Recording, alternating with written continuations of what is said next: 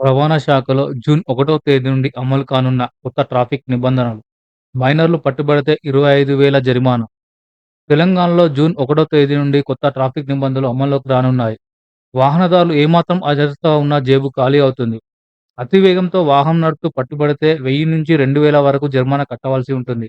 Driving licence లేకుండా వాహనం నడిపితే 500, మైనర్ వాహనం నడిపితే 25,000 జరిమానా విధిస్తారు.